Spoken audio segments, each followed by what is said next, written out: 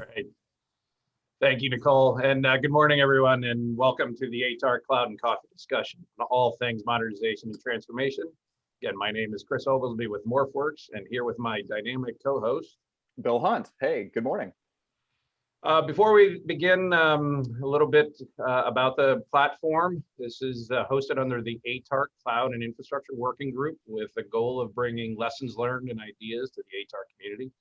Our focus will be a conversation about our guests' experiences, past and present, executing modernization and transformation efforts.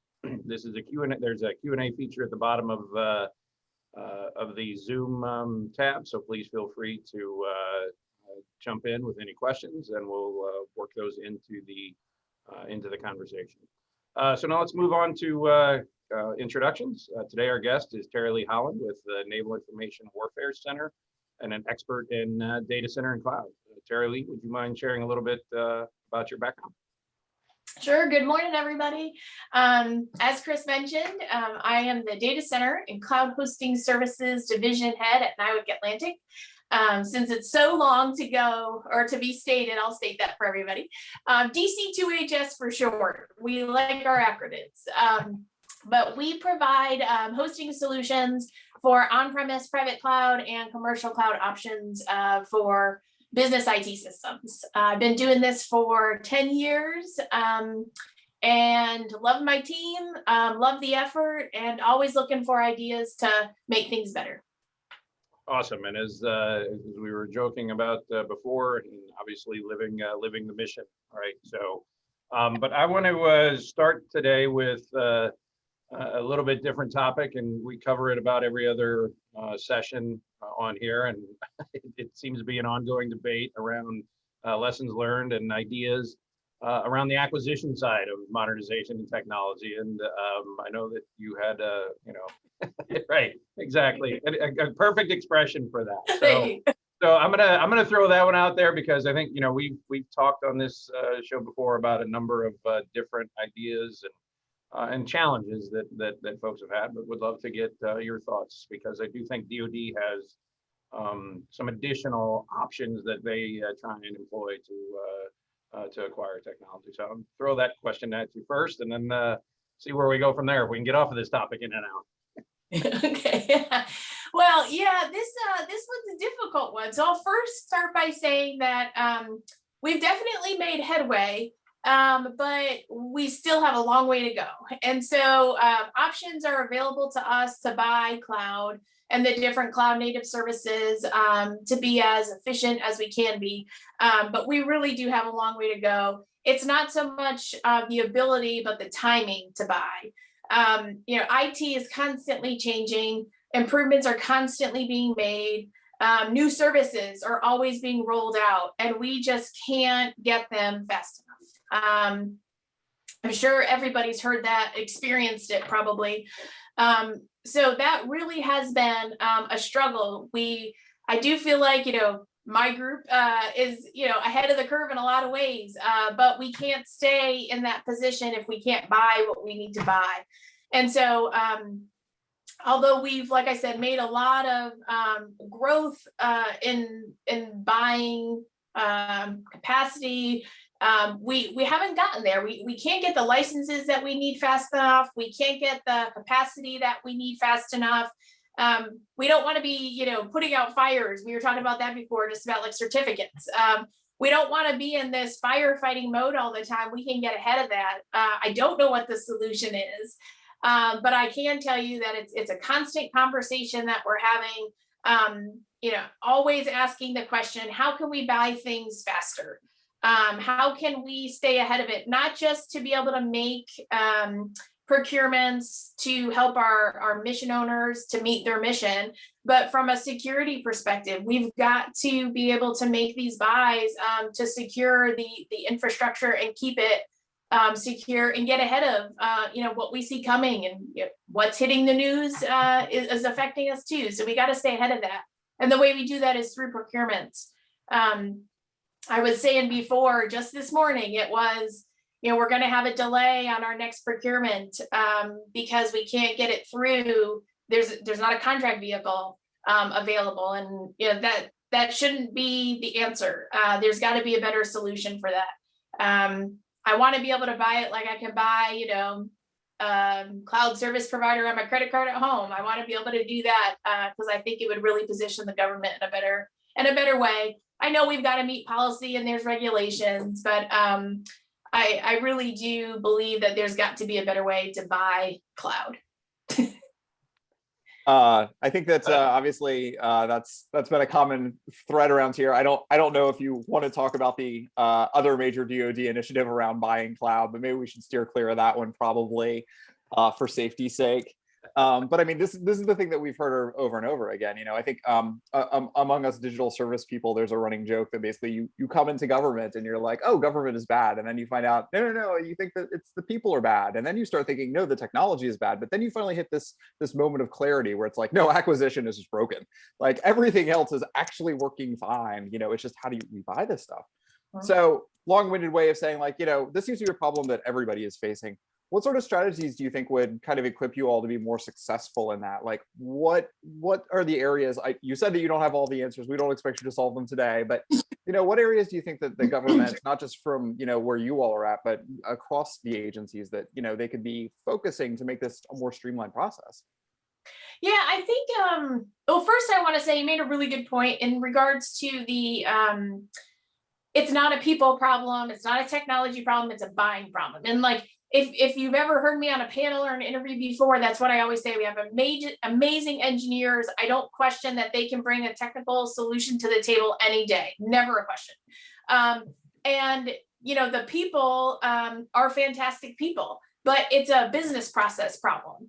Acquisition, I would say, is our number one hurdle. But then I would throw in, how do we, from a financial perspective, it's not just the act of buying, but then how do we pay for it in a more consumable and efficient way? We still don't have that solved, even if we can overcome the contracting hurdle.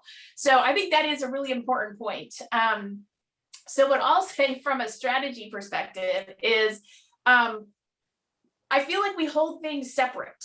And so there's the regulations and the policies that are held here, and there's the execution of being innovative with technology over here. So where's that crosswalk? And so I think we're starting to get there. So on the execution side, we hear a lot of the time, like, I can't do this, I can't go faster, or I'm at an all stop because policy. Well, when you actually ask the question, which policy is holding you back, because our leaders constantly say, just tell us the policy, we'll get it changed. It'll take time, but we'll at least, we'll go in that direction. I very rarely see the response back specifically referencing the policy. So I think being able to align those two, and I think we're starting down that path. I don't think it's happening fast enough with the speed of IT. That's one of the areas that we're walking, we're crawling. I think we're crawling towards that.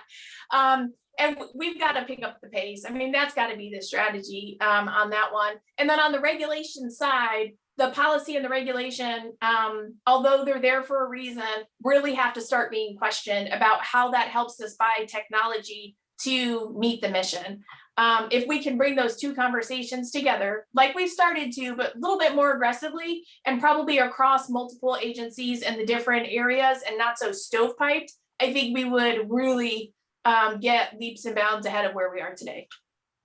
So in the DoD, you guys are able to use the OTA, right? And so I know on the civilian side, there are pilot programs. And I think that's to really kind of start helping get ahead of, right? So get an analysis of either the product, the technology, et cetera. Are those helping? Like, does that help, or does it include acquisition, right? Because I mean, I think one of the things that that we really try to articulate on here is sharing those lessons learned, because I think there is a gap in that, right? Unless you have people that move from agency to agency, but the OTA seems to bring groups together. Does that also include really the acquisition side on, okay, if we do approve this, here's how we can kind of stay with the evolution? Yeah, it definitely helps. I've heard a lot of positive stories about using it. I've attempted to use it twice. One of them successful, one not so much. And the only reason why was because we're running production systems. OTAs, we've been utilizing them through like prototyping systems. And I know that they really opened up that aperture to be able to do more things. But running an operational production environment, I have to find a way that I can make procurements and be able to maintain those procurements and scale them. In the beginning, when we're offering a new service, the OTA is absolutely the way to go. Industry has thrown proposals at us that we had no idea were, the options of what we could be doing. Let's just say for like application monitoring. We're not, we didn't have all those options going into it. And all of a sudden we got flooded with a lot of different options that we never even considered. So that was great from a new service perspective. Our struggle seems to be with the acquisition of, basic infrastructure. It's not prototyping. We're not piloting anything new, but I've got to keep things running. And sometimes those are older acquisitions. So we're trying to buy things that aren't the current technology. And so it's finding the balance between the two. And from a production side, I've got to keep things running more than I've got to bring in new services. And so for us, the OTA is helpful for those new services, but the struggle really is buying what we need to maintain what we have and to scale that as necessary. Yeah, and that continues to be a problem for most agencies, right? I think that in the FITARA hearing that we had 2 weeks ago, we heard, like 80% of our IT dollars are still spent on legacy. And legacy, I use air quotes there because, it might not even be old, it might not even be irrelevant anymore. It's just something that came out before last year, basically. And like you said, finding pieces for that, finding parts, finding support contracts, all of these things can be a real struggle. I am curious about, obviously we just had a new executive order on cybersecurity yesterday. They're moving fast and furious over there at my former colleagues at OFCIO, and that's great. And one area that they've really been honing in on, which is impacting all of us now, is supply chain, right? Can you talk a little bit about how the changes of risk around supply chain has kind of impacted how you all do business, and particularly how that's impacting the acquisition piece? Okay, so or not. Right. That seemed like that seemed like the start of a. Okay, I got a big response for this one. Well, yeah, I did take a breath. That was strategic. Just let the rage come out. Right. Supply chain, I think has always been on the perimeter of the services we've provided, and we really haven't dove into it. So when I started off with my background, I said I've been doing this for 10 years. This year, we're just having the conversation about third-party supplier agreements for the other agencies or the other suppliers that we rely on to provide our service offerings to our mission owners. We weren't having those discussions before because it was very much everybody did their thing in their way, but there was no connection and there were a lot of gaps. And now the gaps are unacceptable. So that's fabulous, right? So I feel like we've really moved the needle on, we've identified gaps. I'm sure there's still more. And the messaging and the support from leadership has been fill those gaps, work across agencies, get those third-party supplier agreements in place where we can, or at least make that the initiative. And that goes into the acquisition piece. So now we've got to build that into our acquisitions. So where suppliers didn't have to provide reporting or SLAs if they were specifically on my side production, part of our production pipeline. Now we're starting to see that this becomes a requirement and we've got to get it into the contracts. And so that is, I think, coming full circle. And, I think it's a really cool thing. So I'm going to go off script a little bit here and say that, as you said, I could. Yes. So, I like to stay current on the industry side, right? Like, I think that's a misnomer about government people is like, they're kind of stuck in the legacy ages, right? But we're not, we're always watching things. And I love to see like where industry is focusing on. So like, years ago when we got into CMMI and Lean Six Sigma, it was a big focus on requirements, risk, and getting those things under control. And slowly the government took that on. And I was listening to a radio station that talks about business. And they were talking about how now there's a huge push for third-party supplier agreements because the supply chain, and just over the last year, what has broken in the supply chain. And we're starting to see that in government as well, and having to put those pieces together and really push across agencies where we haven't had that forcing function before. So I like to see those things come full circle from industry into government. And then to know they're coming, hopefully we're starting to get in the pattern of getting ahead of those things, specifically with acquisition. We're gonna get there. So can you bring up a great point, and in our conversation, kind of prepping for this, one of the things you talked about really kind of looks at the security side, right? So I think, folks that join regularly hear us talk a lot about, preparedness, understand what you have before you go, moving into something new. You guys actually have a pretty unique program. So like you're kind of moving from acquisition. I think this probably helps you with kind of your environment, because one of the big things, both from an acquisition standpoint as well as speed of technology, is security, right? And obviously we've got some public displays of of that right now at the gas stations. But how are you guys kind of handling that? Because I think you've got a pretty unique position. Yeah, so I think one of the things that I shared during that prep meeting, and I'm always really proud of with our team, is we have built a program where audit readiness, specifically from a cybersecurity perspective, is part of our day-to-day ops. We measure it daily, we report on it weekly and monthly. We don't just kind of check the box. This is part of our daily operations. We've built it into everything that we do. I'm really proud when the newest team member asked the question, like, well, wait a second, from a security perspective, and that's coming from our system administrators, not just our cybersecurity engineers. And so we've really driven that into our day-to-day operations. And when we hear about the things that are happening on the news, we're having those discussions. Like, what would that look like when if it were to happen? Are we doing everything that we can to be proactively working against threats that we see or don't see? And so having the conversation is what I think a big part of it, that you're always bringing that into the fold.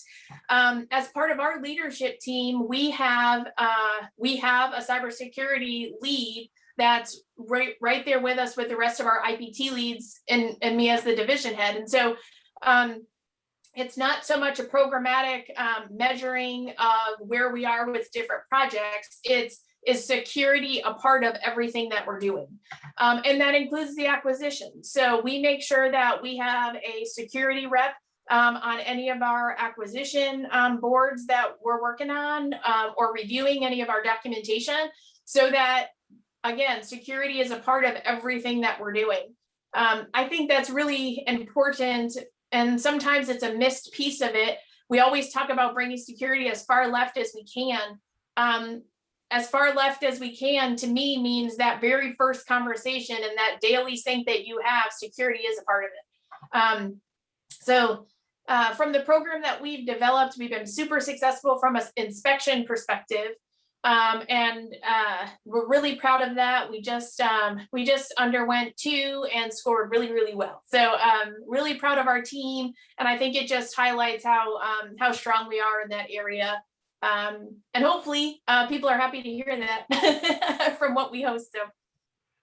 So taking that a little bit further and talking Yep. about how you all have kind of evolved as an organization. I'm gonna ask this question very delicately, because obviously this is not being recorded in a skiff. Obviously we would be recording in a skiff, but we all understand that. So how has your posture and how you all are approaching the question of security changed? I know there's been a lot of shifts in the federal government. DoD tends to lead the pack, and how that mentality has moved. I'm particularly interested in how the position of leadership has changed and how they approach this risk. Obviously most people are finally enough civilian side are moving away from perimeter based security, the castle and mode, starting to look at zero trust. It even got mentioned in the new executive order yesterday. Mhm. How have things really changed for you all as an organization, how you look at risk and how you are trying to manage these threats? You started to touch on it a little bit, but I'd love to hear more, and particularly on how that goes up the food chain of your Mhm. organization as well. Well, from a leadership perspective, I'll say that things are getting pushed down the chain. So it's not just an up, but, and I don't mean from a direction perspective, but my position specifically is unique in that, like, I'm working the day to day with the execution level, but I'm reporting to higher level leadership. And so when we previously, it was mission owner driving requirements. And if there were questions about security, it was a very delicate discussion that really wasn't escalated. It was the mission owner really driving. Not today, and that's where I see the change. So what we're getting is, why didn't you report this sooner? And so it's really pushing the reporting to the left.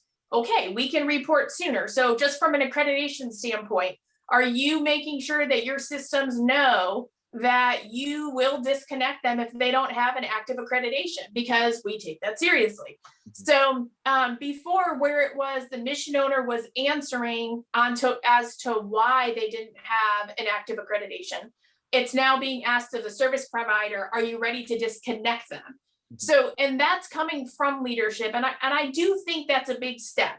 And, we do have to weigh impact because we are under DOD for any of those decisions. And that makes it really difficult. But, just like I said before, from a supplier discussion and working across agencies, we're really starting to have those cross-agency discussions from a cybersecurity perspective as well. It's not a fire. It's not what are the last things we can do so that you don't shut us off. It's like working together to make sure that the system's secure on a secure infrastructure and everybody knows where we're at. So I think that's where I've seen a lot of leadership engagement is supporting the tough decisions more than the making it okay that we're going to run in a certain posture.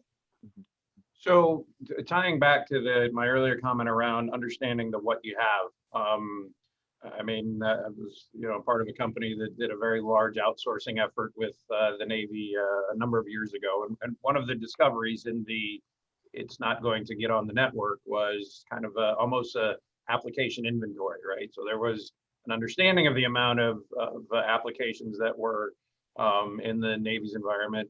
And then it became, oh, no, it's actually bigger because now these things won't run because they don't meet security policies. So, we look at things from kind of a rationalization effort within our company. It's obviously, I always like to give Bill a plug for a CloudSmart and application rationalization playbook. It's part of our contract as the Cloud and Coffee. But how do you take that, again, the understanding of what you have, that inventory, and I don't want to get into the rationalization piece, but taking that and understanding what you have tied to the security, right? Because that is key, right? If you're going to tell people, hey, we're not going to have it on the environment, you don't even know about it. How do you manage that? Because you're supporting the mission owners, right? You're a business unit supporting mission owners. What if the mission owners kind of throwing things on there that you aren't aware of? Is there something that you guys do with that process? Yeah, so we have a pretty formal, in-depth change process that we've implemented. We've implemented it internally as well as externally. And so we control a lot of those adding things to the network. You can request it to be added as long as you can check certain boxes and meet the requirements, we'll add it.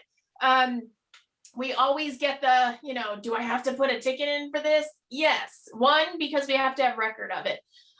Two, we do check a couple of things before we turn it on. So from a service provider perspective, when these applications through data center consolidation came onto our networks, a lot of that stuff was unknown, and it was a rough patch of getting those processes and getting people into the habit of putting in tickets. But again, I think the return on that effort was, now we have more awareness of what's coming on and off the network, right? So there's that. When I talked before about like the daily, weekly, monthly reporting, we're constantly scanning our network. We're always making sure that we know what's on there. And then we have procedures in place if we have a question. We also have a really good relationship with our CIO office, both at the land level as well as our headquarters level. And we are allowed to kind of have conversations, right? So we're not reporting, but hey, we have a question about this email that wasn't signed, and like what's the even though it's not asset related, but we're having those questions, and we can ask the asset questions as well without there being an incident to report. Like we're talking it through, and what we found is a lot of the tools are great and we've got them running, but they also throw a lot of false positives, and so we have people working those processes as well. So we have the intake of the changes, but we also have in the background the scanning. And then the people working anything that pops to make sure that, if it's a big deal, we're treating it as such. If it's not, we're treating it as such. We're working to make sure that that's lined up pretty well. You started down one of my favorite rabbit holes, obviously, because I have a vested personal interest in the topic, about the data center consolidation efforts that you all have been doing. Obviously, you all have more data centers than anybody. For DoD, it's a massive amount, but you all have been actively consolidating that. And obviously you all face incredibly different challenges than especially as civilian agencies, when you're trying to go through that. One of my colleagues likes to joke about we're not saving lives and we're not delivering babies, but you all are doing frequently both of those things sometimes. So maybe you could talk a little bit more about the challenges that you all have had through that consolidation effort, how you've had to make your shift, and maybe if you are willing to talk about a little bit how your mentality on consolidation has shifted. I mean, obviously we've gone through FDCCI, DCOI version 1, DCOI version 2, and how that's kind of changed how you all are looking at things and what your priorities are from a consolidation standpoint. Mm-hmm. So, as much as you want to talk about any of those boring things, I just have to ask. All the good topics. No, I do like to talk about it. So 10 years ago, I started with Data Center Consolidation Task Force. So I'll be, I can speak from the Navy side. Service providers and application owners are not the same. I think other DoD branches, I think we talked to Army, we did like a lessons learned exchange with them. They own the whole stack, for example, in some of their data centers. And so how they were able to consolidate, because they had that full ownership, is very different than Navy's approach. So I'll first say, we talked before about, the technology, got it. People, fantastic. Culture change takes a really long time. And that's really what I would say we still have issues with from those applications that have consolidated into enterprise data centers. Why? Because everybody wants control over the whole stack for their application, right? I would too if I was an application owner, but it's not efficient. It's not efficient from a resource perspective when we're limited on resources, and from a budget perspective when we're limited on finances. So that has always been the hardest thing. Anytime you want to make a change, we have applications that are very customized and legacy, and they require certain services. And when the service isn't required by a lot of our customers, we have to make that decision to say it's not a value add for us to provide it from an enterprise perspective. And then you get into the the budget discussions and stuff like that. So that's always been the toughest part of it, I believe, has been the culture piece of it.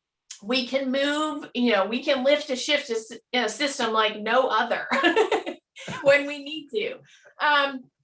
I'll say, and this is me speaking, lift and shift, let's throw it out the door and let's automate this stuff.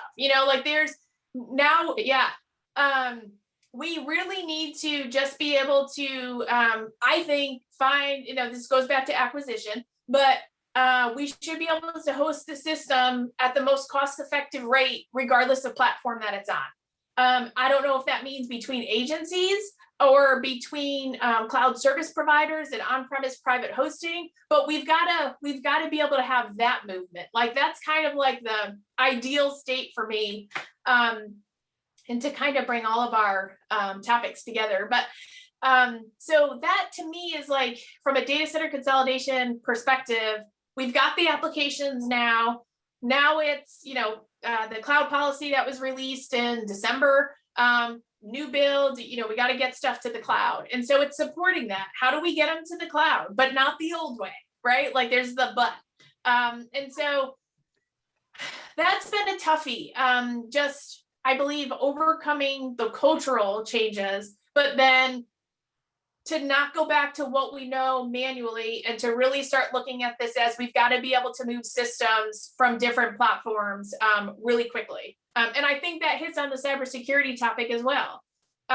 We should be able to move systems if something becomes insecure now. We should be able to move them to another platform. And it shouldn't have to be a whole consolidation effort. It should be a quick move. Yeah, and we as a company really kind of advocate that aspect, right? The evolution of an organization is critical, and the culture has to evolve with it, right? I mean, just technology is moving at a pace. We joke about different platforms, et cetera, but all of these platforms are moving, and you need to kind of work that. When we were another topic that when we were talking before, which I think kind of ties into it, is with that culture. In the security conversations, you talked about, kind of three components that you like to work with in kind of the decision-making process, and how that kind of helps, kind of move things forward. And I think it was data communication and understanding was kind of the, some of those components. And, how do you really kind of take those and, and get the rest of the organization, or get folks that are involved, mission owners, how do you work those into that process? Yeah, so that's actually been a big push that we've had over the last 2 years. I got a new boss, and he's like, we've got to get information out to the mission owners, and it can't be like emotionally tied, right? Like it's got to be based on the data. And so the first thing is, what data are we looking at and what's important? So I'll talk about OS upgrades, right? We need to be able to tell our mission owners that they have got to upgrade their operating systems because it's going end of life. We've got to be able to tell them what our processes are, and we've got to be able to tell them what actions they're going to need to take so that they can be on the planning path with us, but then we're going to start measuring and reporting on what that looks like from a metrics perspective, so that everybody's aware, same page, super transparent. So we really worked on that over the last 2 years. We send alerts and notifications out, probably then, more than what people want to receive. Because, when we were talking about supplier or third-party suppliers, a lot of people are starting to send out more notifications. That's another thing is I think providing our users with that information. So we're pushing out a lot of real-time information as far as updates go and what we're seeing, and we're doing a lot more planning. We hold quarterly open forums with our full customer base, not only to tell them what we see coming, the changes that we're going to be making, give them a heads up, or go over an after-action report that affected multiple systems. So we use that as a forum to also get information from them. What questions they have. There was a recent event that happened in the news that as soon as it hit the news, everybody was asking the questions about it, right? We needed to be able to have that information available and report to our mission owners. And so that's been a big part of it, is having that information available to us. Yes, the tools provide it. We have to pull a lot of that information, making it available to the right organizations that need to get it. And then kind of breaking that down to the mission owners from this is why it's important to you and where it could or could not affect you, so that they have that information. First off, I always appreciate when people anonymize the events that happen in the news, because then whenever you're listening to this show at any time in the future, it's relevant. It's like, oh yeah, that other breach. Yeah, and it's always timely because there's always Right. something that just happened from a security standpoint in the news because we're the government. Yeah, so yeah, that event, it was just horrible. That what happened, I and all know. those things that happened after. Sorry, but one thing that you've been hitting on here, it's a constant recurring theme on our show. Anybody who's ever listened in to any of the episodes at whatever point in time you're listening to this will know that like culture change is that recurring theme in government. I talk a lot about how the nature of technology is change. All businesses are about change. We're transforming information, we're moving things around, and that if you're going to use technology, that is a method by which you manage change. That's really what technology is at the end of the day. And that means that your organization has to constantly change. That's what that culture change aspect you started to talk about. So can you talk a little bit more about how you all actually prepare something as large as the organization you're in for that sort of culture change? I mean, you're dealing with application owners and constantly presenting new information to them. You mentioned having the ongoing forums with them to prepare them, but I mean, this is a massive ship, if you will, that you all are constantly having to turn and adjust as that culture needs to shift. I assume that in addition to communication, you've got workforce reskilling, all of these sorts of efforts. Can you talk a little bit more about how you all are staying equipped and staying current and looking forward with that culture change aspect? I can tell you how we're trying. That's good enough. We'll still give you full credit. You'll get all the points at the end of the show. Okay. Let me first say this. I like to talk to industry on a regular basis and just kind of hear where we're at, what they're doing.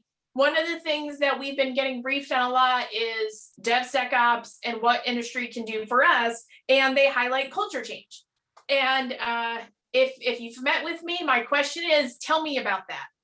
Like, I don't want to know about the technology. I can deploy the technology. We got amazing engineers. Tell me how you did culture change. And so meeting with the vendors and hearing about that, what we hear is organizational goals. So if you were to ask me, we do have goals identified. In a good way, they're not pointed towards a technology, I believe, or a shift that we need to make. So I think that's the right thing. But what I have seen and what I think is the right way, even though because we're in the government, it takes a little longer, but at the execution level is where the culture really has to build. Because if somebody pushes down, you shall do DevSecops, as if it's just that, right? If you push that down, people are going to say, let me know when I need to do something, right? There's a delay tactic. That's our favorite. So we like to delay. And so, but what I have found is we have deployed a software factory, for example. We've brought people onto that team. We started with a really small team and we slowly have brought people onto that team. We started discussing with application owners how to utilize that capability, how they can find value in it. And then we've slowly started talking to people about that. Now people are asking to come onto the team to learn the new technology. And so where we might be talking about the capability, I don't think we're not pushing it as culture change, but that's really an organic growth of culture change. People are coming onto the team, they're learning something. If they're not staying long-term, they're taking something back to their team. Like, hey, why are we going to deploy on infrastructure as a service platform when this other group has containers or has a repository, and we can start building that way? And so we're like, that to me is how specifically where we're at right now is where we're really getting a push. The other part is the workforce side of it. DAU has been, I think, instrumental with what they've been offering. They've really tried to bring in like agile to the programs that have been around for a while or the classes that have been around for a while. And so they're trying to talk through those things. They've held several, I think, workshops, because I'm not sure it's a class, but on DevSecops. And it's going out to not just the developers and not just the system administrators, it's going out to the finance folks and the contracts folks. There was an initiative a couple of years ago to have like a cloud 101 that wasn't focused on engineers and how they can utilize and what's available in the cloud. It was focused on the people that are in the supporting areas and how, what they need to know. To tie it back to acquisition, one of the major hurdles we had to overcome was the term services. So cloud service providers offer different services. Services are a different kind of contract, right, in the government. And so all of a sudden we're putting through these requests and they're saying, why are you doing it as a material? It should be a service. And it's like, it's not the same thing. So we've gotten past that, right? And it was an easy thing to overcome. But I just bring that up because that's the cultural stuff. So now I see us trying to train ahead of the next ship turn to say, this is coming, this is how it's important to your job. And I don't think we've had that before. So that's where I've seen a lot of culture change differences. And I think now is really an exciting time in the government because of those changes, right? So if somebody's been working in an infrastructure perspective or position, for a really long time, and now we're offering different cloud service providers and different solutions and different offerings and saying, hey, this is a different way that you can do your job and what, to learn a new skill, that's an exciting time. And it's happening in the government. And so, that's why I like being in the role that I'm in to offer, to have those discussions. You don't have to keep moving cables around, like there's something better out there. And like that's the fun stuff. If you want to move cables, there will no doubt be that option. There's a lot of cables. There's a lot in Ashburn. I've seen it's every day there's new buildings going up with lots of cables. Exactly. But if you want to learn a new skill, because we're moving where we are and, this remote capability, it is offering a lot more stuff that we, didn't have the ability to reach before. So I do think you bring up a good point, and just kind of piggybacking on this, right? The UX is really mentioned in the DevSecops aspect of things, but it really is in everything we do in technology, right? I mean, that you talked about it earlier, right?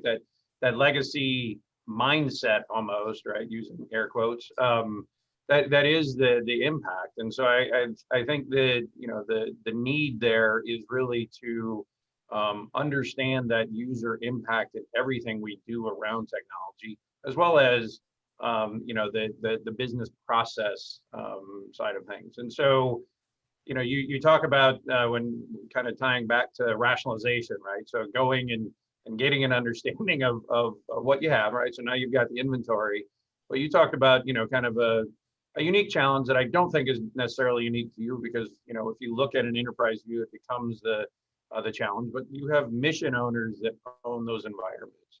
And so thinking in the, the UX side of rationalization, right? Not a development, because development is different, right? You're heading to something new. You may not be heading to something new with rationalization. So how do you use kind of the same aspect of the UX in a rationalization effort?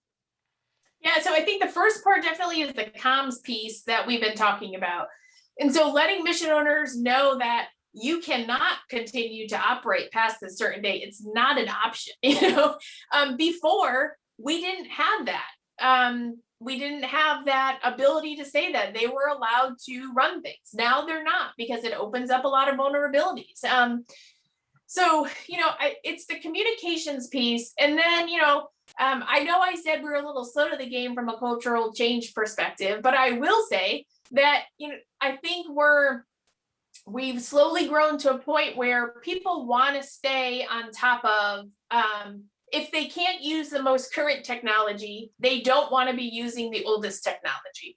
And so they do want to do their part to stay as current as they can with the funding and policy restrictions that they have placed on it. So I think that's a big piece of it. The other thing is we're used to a really negative way of approaching things. So like, if I say we're moving to this operating system, just because I've used that throughout, somebody will tell me why they can't, right? instead of why they can and the, you know, the opportunities that it provides. And so, you know, I think it's part of that, sorry about that, the agile, you know, piece that's coming into our culture too, is taking a more positive spin. Like, don't think the worst, let's go to the best. And so that part of the culture change is really coming into that. Might get a little loud here. Hey, somebody's got an opinion on culture change back there, so it's all right. You said it 1,000 times now. Knock it off.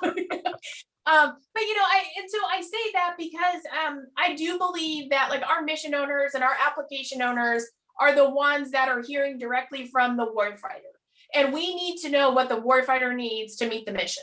And so whatever that is, we need to be able to provide it. So I think it's a more collaboration is happening a lot more instead of walls up. And it's a more positive discussion than it has been previously, more of a why you can't do something discussion.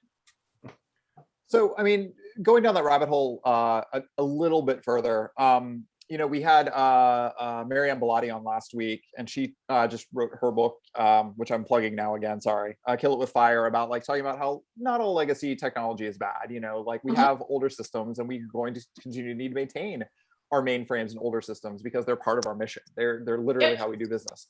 But on the other end, you know, personally, I've experienced that there's also this other risk on the leading edge of the hype cycle as well, right? A day doesn't go by where somebody doesn't show up in my office and say, we really want to do an AI, blockchain, machine learning, ledger solution, and we need it yesterday for our chatbot. And it's just like, where did these words come from? How do you all balance? You know, again, you're a massive organization. You have to deal with all of this stuff. How do you balance, you know, that the leading edge of that hype curve in a way that is a sustainable path for you as an organization, without, as we say, getting out too far over your skis, to use a metaphor I don't understand? Well, I'll first say, I think they're getting those words from the buzzword collection, because those are my favorite, right? We put those in proposals specifically for the government because they're perfect. You guys love those. Yes, love them.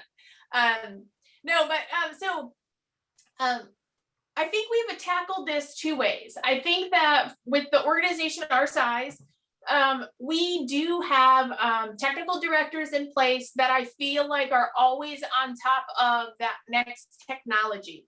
And they have a small team that's looking into how can we use this technology.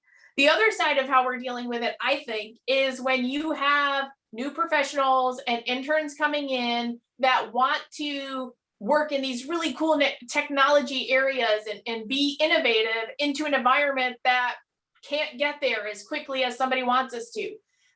And, you know, those resources are the ones that are saying, you know, I know how to do this. And then we can have the conversation, how do we make it applicable to our application owners, right? So to me, that's how I feel like we're tackling it. You know, we're not afraid of the technology, but we're tackling it in two different smaller areas, and then bringing that up. Now, I do think that leads to like some longer timelines because, you know, before we deploy anything on a production network, we have to make sure there's a way to secure it. And, you know, like we still have to check all those boxes. I think we're checking them faster.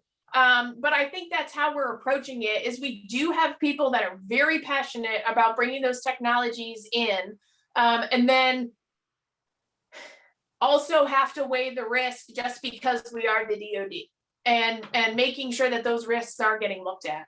I feel like that was a really fast answer for like what could be a really long discussion, but that's the way I see our organization handling it. Well, I think to kind of stitch, you know, a lot of the topics together, I think we covered it, right? But I do believe that, you know, people bring those innovation and those ideas, right? To your point, people that might be coming in from, you know, a different environment and bringing things that they've used. And it goes back to again, the legacy mindset, as well as the process piece, the culture, and the training and understanding, right? And I think, you know, to plug Tom Santucci's DCCOI, right? They're trying to get training out for a broader group to understand, just like you said, the Cloud 101, if you're, somebody that's been doing the same thing for 30 years and this is how you do it, and somebody else comes in and say, well, what if we do this, this, or this? You may not be thinking that because this is the way you know how to get it done quickly. And so I do think, to kind of jump into that other topic of training, right? That's something that, it is a challenge, right? We look at it from a corporate standpoint because we have to keep up with it for obviously for our clients, as well as the professional growth of our team members. But how do you guys look at that you guys might be ahead of your mission owners, right? And you can't necessarily rely just on, the Defense University. So how do you start balancing those two pieces? Yeah, the training made available is, I've never seen an issue with it. All right, so let me let me back that up. When we started down this cloud, I think it was like acceleration project. When we can do this, we can operate in the cloud. The very first questions that were being asked and pushed were the training pieces of it. What training do we make available? So we had like the echelon 3s, the execution layer. We had, because we're a CAO, IPT matrix organization, we had our competencies making training available, utilizing the contracts that we already did have to make training available through those avenues. We had a lot of the vendors and the providers coming to us saying, we want to give you guys this training either on our platforms or if it's Cloud 101 or whatever it was. We had the engineers that were working in this and struggling in the acquisition area or the financial area saying, hey, we'll help develop training for the business process support functions so that they can be more supportable or supportive of where we're going with the training. So that was at the echelon 3. At the same time, the echelon 2s and higher up the chain were saying, what training do we need to be having? I know that executive leadership were asking for training that they could have and what would be valuable for them. They were taking recommendations from the echelon 3s, but then they were also recommending training through to, so to the echelon 3s, and then they were recommending training that they were getting to the echelon 3s that maybe we hadn't had before. So now we're having the same conversations, the same training. So that is one area that I feel like has been pushed. And then very quickly, and again, in parallel, a training site, cloud.navy.mil for Navy side was established to push the training that was made available and to also get demand for future training. Anytime seats were available, for example, they were sending it out to our community of interest to make sure everybody knew trainings were available. And again, this was more, this wasn't just the engineers. This was, here's a training for the contracts folks and the financial folks. So the training piece actually has been pretty stellar. And then, like you said, the DAU and everybody else that was offering stuff, they're trying to push the information. Question becomes, and we'll go back to the very first one you offered, was, okay, great, everybody wants to use it. How do we buy it? And what can we buy? Because it doesn't all meet the policies that we have. So just before that, somebody did put out in the chat the link to the cloud.navy.mil. Perfect. For those that are out there that is available. So real quick then, going to one of the things that you had. I'm going to call it your weekend goal. At some point, you hit me with this one when we first started chatting, that this would be my dream. So I know this is one that a message you wanted to get out. So we'll leave it as kind of the finale around what you can do over a weekend with cloud. Yes. This kind of goes back. Not your personal weekend, just all about cloud. I was wondering where we were going with that. No, what I'll say is we talk about CEDC reductions and consolidations, and the ideal state being how do we migrate faster and across different platforms. So, our end state for our team would be, how do we say on a Friday, this group of mission owners is going to shift from an on-premise private cloud to a commercial service provider, and all the users are up Monday morning ready to go. That, if we could check that box off, I would be, I think it would be a win for the mission owners. When they think about consolidation and migration, I think they think about a year's plus worth of work, double the resources, learning a new technology, all of those things. And if we could get to that point as a collaboration between application owners and service providers, I just think that would be ideal. The other thing that I do want to just plug real quick, Chris, is just my team. I think they're awesome. I think they stand for everything that we want government to be, and a bunch of engineers, cybersecurity professionals, but also all of our support staff come together to provide the best services that we can on a daily basis. So I want, I'm sitting here today because of them. So. Great. Any last questions, Bill? I think you've pretty much covered. We're coming up on the hour. Just want to thank you again for being here. Thank you for your service. Thank you for contributing to our causes and keeping our nation going. So just really glad this has been a fantastic conversation. So thank you for being on the show. Thank you.